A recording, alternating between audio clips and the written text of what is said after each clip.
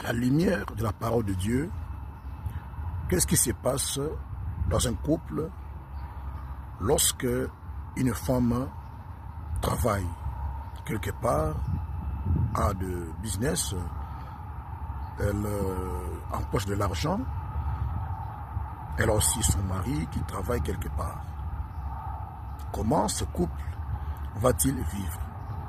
La parole de Dieu dit ceci: l'homme est le chef de la femme, les deux sont un. Le désir de la femme se porte vers l'homme, l'homme domine. C'est très important. Alors, je vais donner ces conseils au couple chrétien parce que cette question m'a été posée et que je me suis obligé de répondre parce que c'est important cette question. Ça concerne spécialement des couples chrétiens, même d'autres couples qui ne sont pas des couples chrétiens, qui se respectent, peuvent trouver la réponse dans mon intervention.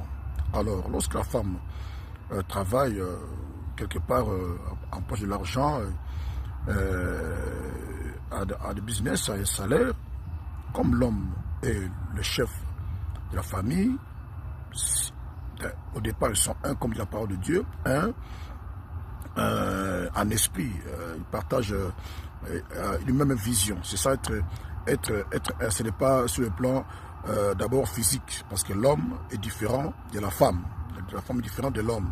C'est au niveau, je dirais, moral, spirituel. Donc ils sont une vision, une même pensée, un même projet et tout consort. Alors la femme mettra à disposition de son mari son salaire, elle le mettra sur la table.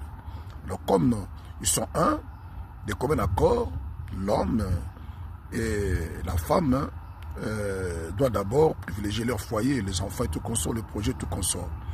S'il y a d'autres choses à faire à l'extérieur, l'homme et la femme, de commun accord, ils veulent aider leur famille respective, un ami, une connaissance, de commun accord. Vous voyez, parce que l'homme est le chef.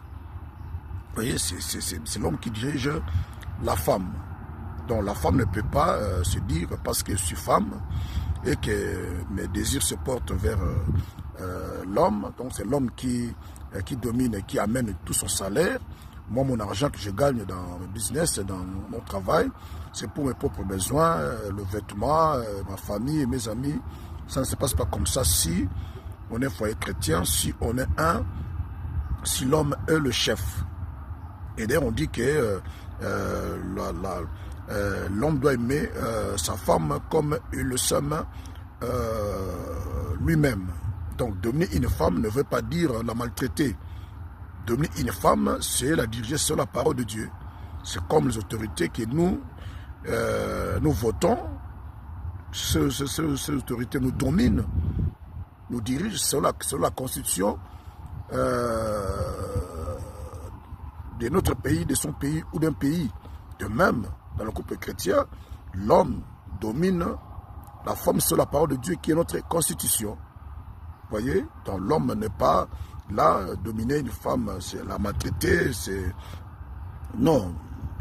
Elle a aussi des besoins. Donc l'homme domine la femme sur la parole de Dieu avec amour. C'est ça, aimer sa femme. Vous l'entendez aussi. Elle a aussi des ambitions, des préférences. Vous harmonisez. Ses préférences, c'est la parole de Dieu. C'est ça, dominer une femme. Donc si la femme travaille,